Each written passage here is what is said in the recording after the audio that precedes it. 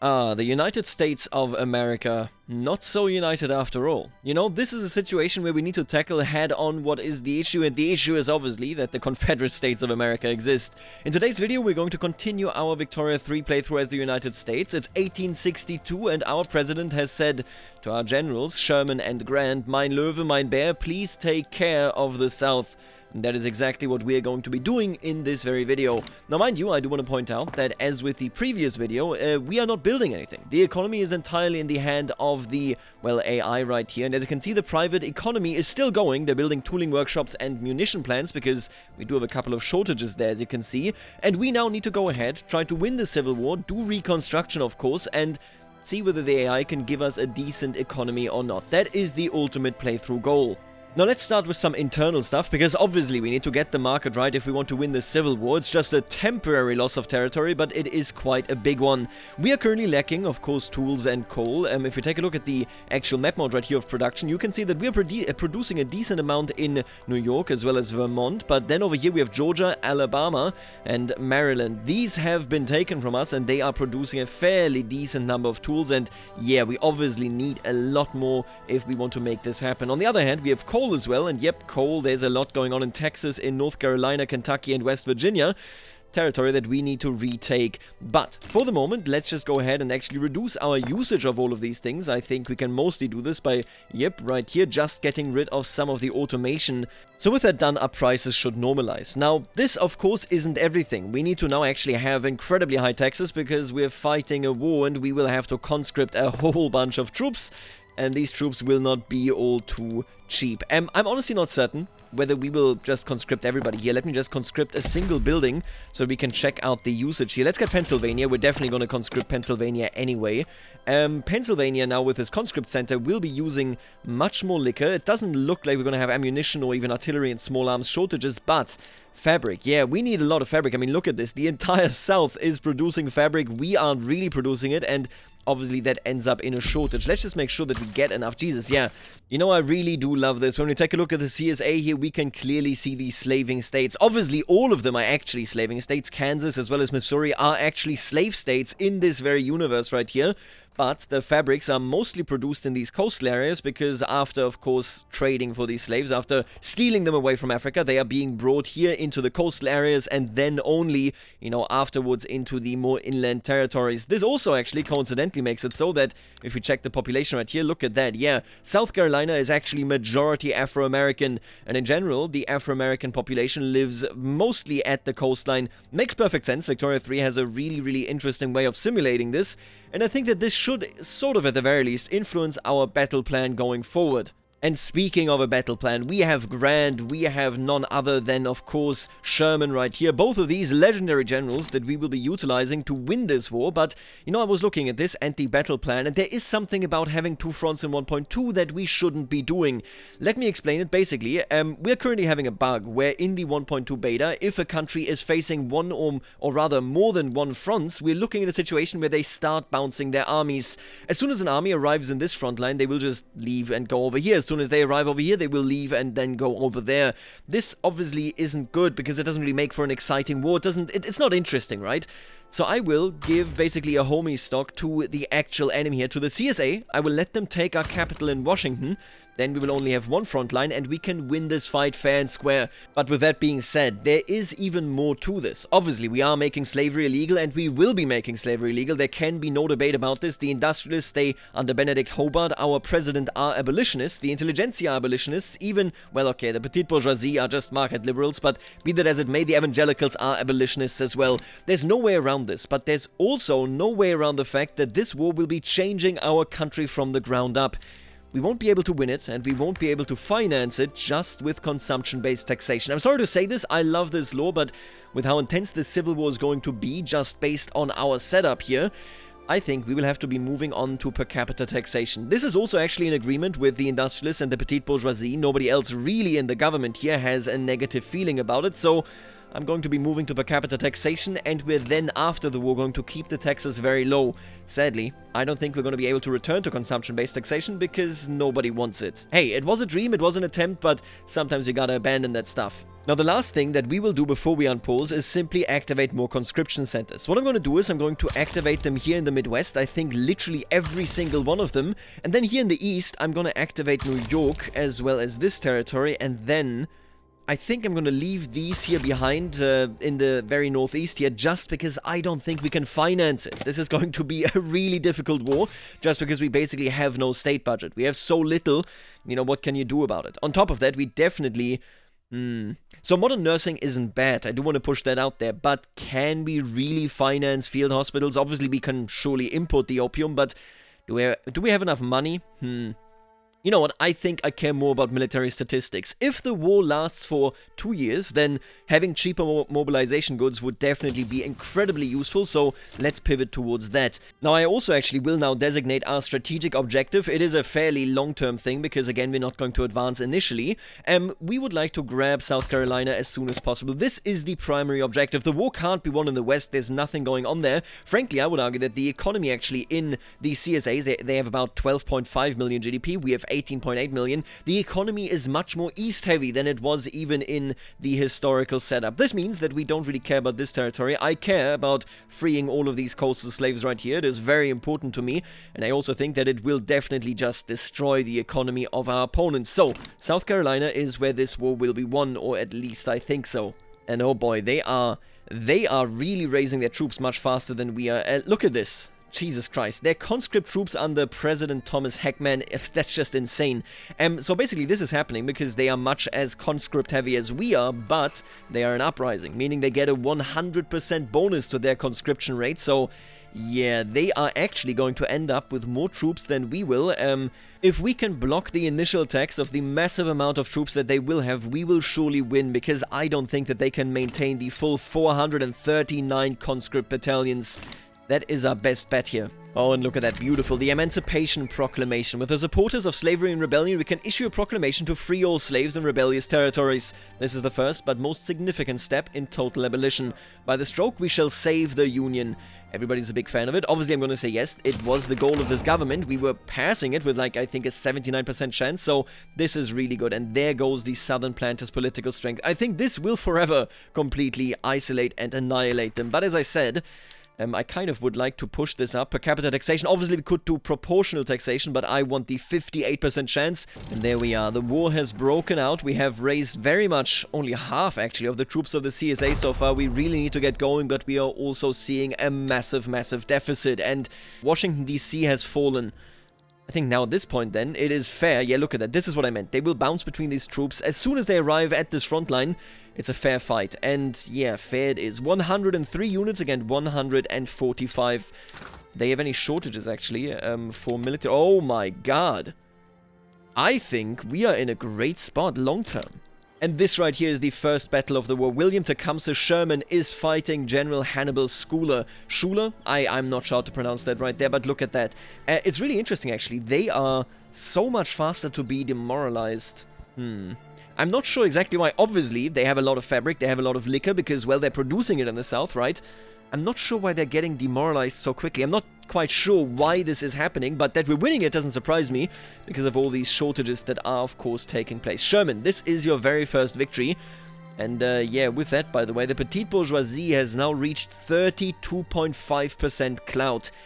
And oh my god, they have now actually 219,000 troops at the border right here. We estimate a 12% disadvantage just because of the sheer numerical situation right there. Should I go on and maybe raise some battalions in the west? We don't really get much out of them.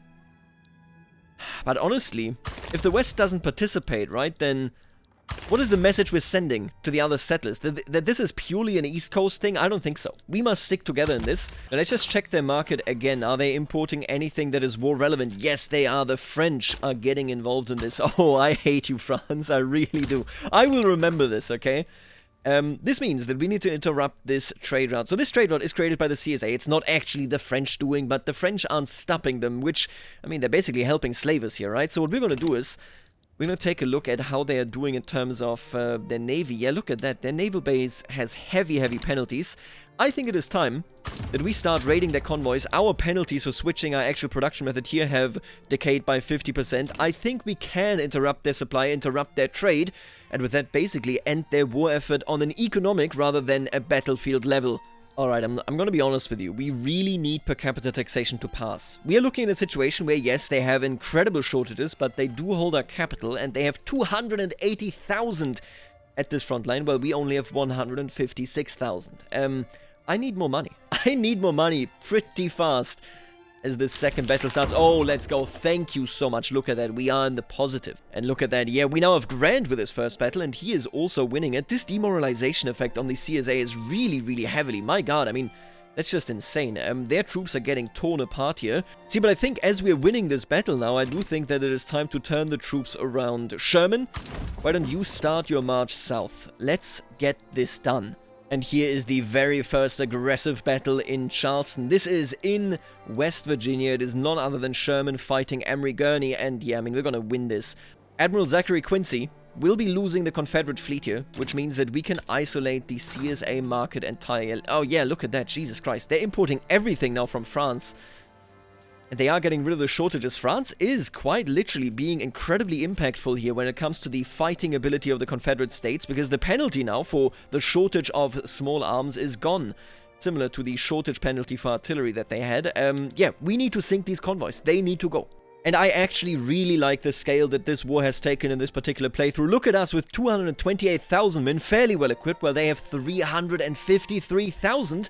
But fairly poorly equipped. Now, they can definitely use some equipment right here. They're not using any medical aid production method, which is odd, because they definitely have the cotton and the liquor, but I think they just couldn't finance it. So they had to get rid of this, and now that I've started sinking their convoys, they're also looking at a situation where they straight up cannot actually import that stuff. Yep, look at this. Okay, I'm gonna be honest with you right here. I'm trying to decipher this, right? Obviously, we are raiding them. Rather, our convoy activity here is quite effective. We now have already 9% taken off. Convoy raiding is showing an impact in the Confederate shipping lanes, which is incredibly important, but why are these just straight up inactive with France? Now, I checked France, and France isn't embargoing them, and vice versa, none of that is happening. I'm not sure why the trading isn't happening, but it's hugely beneficial for our war effort, so I mean, I'll take it, right? Oh, and now they're importing artillery from the British. Where are they doing this, actually? Yeah, it's this line. So we're still raiding it. This is still working out for us. But man, these European powers should have stayed out of this. I will enforce the Monroe Doctrine. You better believe it. And yeah, just look at this. Isn't this just gorgeous? A, we are now in a position where they are only getting 54% of their effective supplies from anybody that is willing to trade with them. We are winning the war on the economic side for sure. Let me just study this. Yeah, we have brought them back basically to penalties because they can't import that much. On top of that, we have taken huge chunks of Virginia, huge chunks of Maryland and North Carolina, and now we are at the doorstep of Washington DC, and my god, man, this war has left scars in the American soul. I think that is very fair to say. Oh, and there it is, the battle for Leonardtown. I think it's the battle for the District of Columbia, my friends, okay? It is Sherman pushing into DC. Now, this is one of those battles, again, we need the heavy reinforcements, but I hope that he will get it eventually, because otherwise I will trend towards minus 100. Oh, but they're trending faster than me. They get -4, I get -2.47. This war is won. At a great cost, at a huge cost, as you can see. But the war is won, my friends. And there it goes. Washington, D.C. has been freed. We are no longer going into the negatives in war support. And we will be winning this war without a doubt. Yeah, I think it's actually quite interesting. I usually see generals pick up a lot of these modifiers that say, I won a famous battle, +5 popularity. Sherman is getting none of this. Maybe this just shows just how deeply rooted the anxiety around this war is, but what really matters here is that Sherman single-handedly, and I mean, Grant is also on the offensive here, right? But basically, Sherman single-handedly has pushed this war towards the south. He has created this devastation, no doubt about it, but he has created a circumstance where the CSA is untenable. And I mean, that is all that matters. And so what did it cost us in the end? We have 73,000 dead. They have 138,000 dead. So over 200,000 Americans will have died at the end of this. We've paid 12.9 million and they've paid 18.3 million. This was a difficult war. Over 600,000, I guess over the entirety of the war, right? People rotate in and out of their service. 1 million people have served in the 2 years that this war has lasted. And it was a truly devastating experience to the country. We are essentially going bankrupt here. And yeah, this right here basically seals it. Sherman has won the battles that really mattered. If we take a look at this, these were all our victories. And I'm pretty sure these were basically all Sherman victories. Now we just need to wait until the time runs out. Just a couple of weeks on top. And the Civil War, my friends, is over. The Confederate States of America have been annexed, and we are now in the phase of Reconstruction. Reconstruction is really interesting, also really tedious, because you will get a lot of the same events, but be that as it may, it's done. Now, the way this works is that you basically have journal entries where they basically say you have to readmit these states. Obviously, they are not reincorporated. We have to do this. We have to incorporate them and then see what we can do there. If we make them fully happy, we can keep Dixie as our primary culture. If we don't get that done, then we will lose Dixie as a primary culture. And on the other hand, if we pass any law that stops the discrimination against Afro-Americans, we will get equality for all, which gives us Afro-Americans as a primary nation. It's huge. It's a massive, massive step, but I'll be honest with you, I don't think this is gonna happen. I think this might actually happen. Alright, but for starters, here's obviously what we're gonna be doing. I will now incorporate all of the states that we just lost. For some reason, Washington DC always becomes unincorporated. Not sure why. I will incorporate these fellas right here, and I think... Oh, right, we're gonna get more bureaucracy, I think, going forward. We need to get rid, by the way, of a whole bunch of consumption taxes now, because, yeah, we quite literally cannot run these anymore.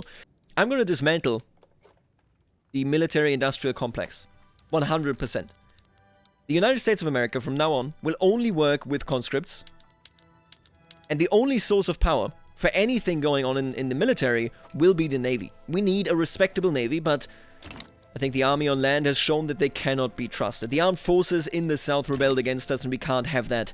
And yep, there you go. The election results are just in, and Earl Serene is basically coasting. He, I think, is cashing in on the success of Sherman, who was a petite bourgeoisie general, or well is, and yep, all of a sudden we're looking at a situation where he is president. And this means we have a much more conservative sort of camp here succeeding, probably no longer favoring introducing more liberal reforms for Afro-Americans. The intelligentsia is up to 31%. I like to see that. Great work, Abraham. Maybe he will become a president yet again and try to pass something there, but he lost this election. I think that much should be clear. What we're going to do is, because this is the Free Trade Party, we're going to pass free trade. There you go. Sure, I love freedom and, well, you know, economic freedom, and we're going to introduce it.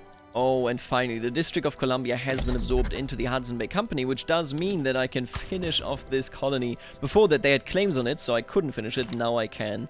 Alright, wow. Reconstruction has been going on for quite some time now. Benedict Hobart is president yet again. He got re-elected after a term off, and our GDP is growing quite nicely. We are approaching the actual GDP sort of explosions of oil and electricity, but Hobart has been Lincolned. Is Lincoln still here? No. Westill Russell, one of the generals, has become the actual leader here. I actually believe that, yeah, one of the generals also became the petite bourgeoisie leader, so that's quite nice. It sort of went over there, but Benedict Hobart is dead. The nation shall mourn this day. Damn. We got Lincoln. Now this is an important piece of technology. Electrical generation will take some time to ramp up with the way that we're playing the game, but it will definitely pay off. Now what we're going to do to actually get some sort of demand going here is I'm just going to go into one of the urban centers, like let's say for example Iowa, and I'm going to change this. You know what? No. Let's have electricity for the first thing in New York. Okay, that I think makes a bit more sense. Since there is no production of electricity, this means there's a shortage, which makes it very, very profitable, which means that, and sooner rather than later, we will be kickstarting the economy around electricity. And there's the second one right here, pump jacks. We're going to do essentially the same thing. We already have it running to a degree. The food industries are already using oil, but obviously our whale fishing stations are getting ourselves oil as well. What is more important is definitely going to be the change around plastics right here. Once we get plastics, I will kickstart the oil economy by changing the production method there, and they will start filling it up. Well, would you look at that? The first transcontinental railway has been built entirely by the industrialist AI. They know what's good for them, and they love the railway. We will settle the Great Plains, or the West Coast shall be just as prosperous as the East. I'll be honest with you, I care much more about the West here. I think the center here will be settled as soon as we just start drilling for oil, as soon as that becomes important. But beyond that, I don't really want to focus on this area. The coastlines are much more important. So, let's focus on that, and here we have it. The very first power plant built by the AI investment pool in Florida. Hopefully this again is going to lead to more and more investment. I think this is right around when we will start kicking off our economy properly. Oh, I actually cannot believe this. The winner of the election is the Socialist Party of America, and they aren't even actually socialist. They're social democrats. Now, let me ask you something. If we did this, right, we get unacceptable government. It's not great, but I'm pretty sure that this potentially could actually pass cultural exclusion. Man, the chances here are still truly awful. But I don't think the petite bourgeoisie will rebel. Oh, the evangelicals are funnily enough actually against it. That is hilarious. You know what? The intelligentsia will throw the industrialists a bone, I think. We're going to offer them a common government to keep the socialists out of government, and then we will try to pass cultural exclusion. We could go for multiculturalism here, but I think at that point, yeah, the petite bourgeoisie will become very angry. Let's not risk anything too radical. Alright, so this is pretty odd. The intelligentsia are in government, they elected a new leader, and it happens to be Gabriel Russell, who is also a communist. And this puts us in a position where we get this event by default, which makes it so that now the intelligentsia will always select a communist, anarchist, or vanguardist leader, no matter what I choose here. Now, I'm going to be honest with you, I'm not going to give ourselves wage subsidies, I'm not going to give ourselves regulatory bodies. I'm not doing this mostly because, well, they are ruling with the industrialists. This feels kind of odd. What I'm going to do is I'm just going to say pass laws protecting trade unions. Nothing else changes here. They just get a bit more traction in terms of pop attraction, but isn't this a bit weird now? You guys in government here, isn't this a bit odd? Wouldn't you describe this as a bit odd? I guess this is the betrayal of the intelligentsia. We're going to now throw these two. You know what, actually? I think the industrialists are simply going to be leaving the government. They are incredibly loyal, but I'm going to just keep the Republican Party going. This is the oddest timeline. The intelligentsia is communist now. Alright. So the first attempt to pass this law didn't actually get it done. Thieves and liars. The movement to preserve racial segregation has begun a propaganda campaign, painting Afro-American people as criminals who will be allowed to run rampant under the new cultural exclusion law. We must take a stand against these vile lies. The trade union president and the intelligentsia, I suppose, Senate and House, definitely going to put this campaign in action. Let's see whether we can pass this. It would be incredible. We still have 31 months to go. This is the big questions right here. And oh my god, it actually passed. Cultural exclusion. Okay, wait a minute. Shouldn't that be enough here? Oh yeah. Wow. Equality for all. I'm pretty sure we're gonna lose Dixie as a primary culture, but we will keep Afro-American, which is a huge boon. And there you have it, the nation reconstructed. We stand united once more. Afro-American has become the primary culture. Dixie is no longer the primary culture. I think this is in line with the hard pivot that the intelligentsia has made in the north. I'm so confused about our post-Reconstruction alignments. We have the petite bourgeoisie with a pacifist. We have the rural folk with a slaver, together with the trade unions. Then we have a communist party when, you know, that is basically just the intelligentsia now. A free trade party and a socialist party of America that is a jingoist. They aren't even actually social democrats anymore. This is an odd sort of realignment, but fair enough, I suppose. Alright, let's take a look at it. Oh my god.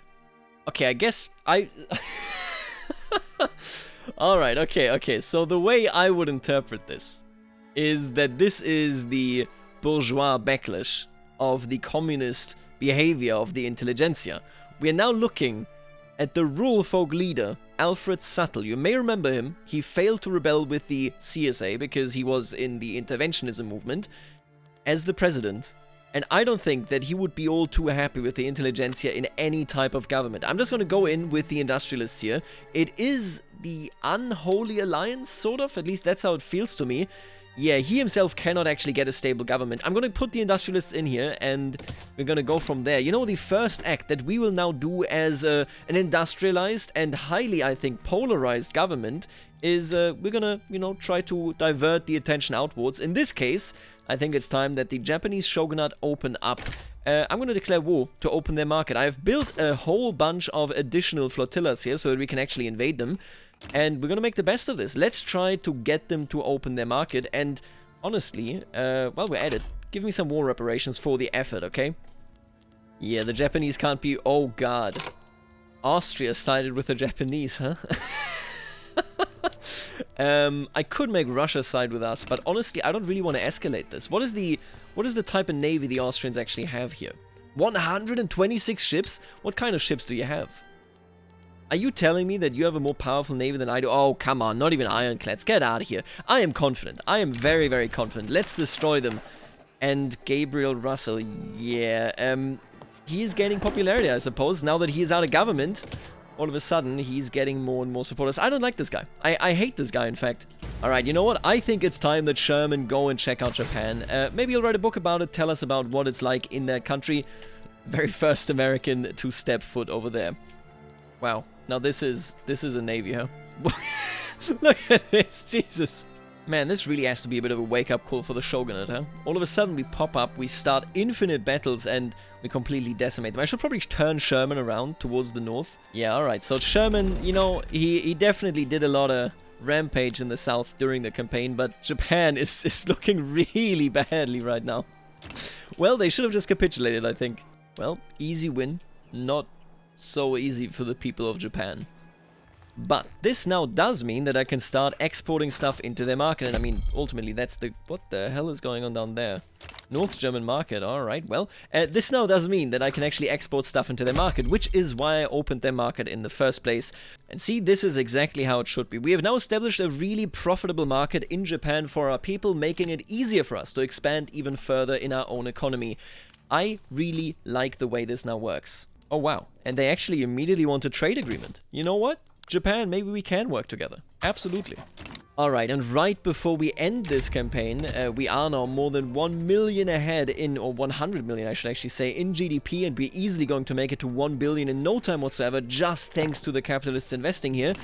We're also going to be making it back to consumption-based taxation, and because of, who would have thought, the rural folk and the trade unions, both I believe actually communist, yep, communist and anarchist, they have returned and they are going to be passing this law, literally turning us into, well, a capitalist utopia despite both being socialist.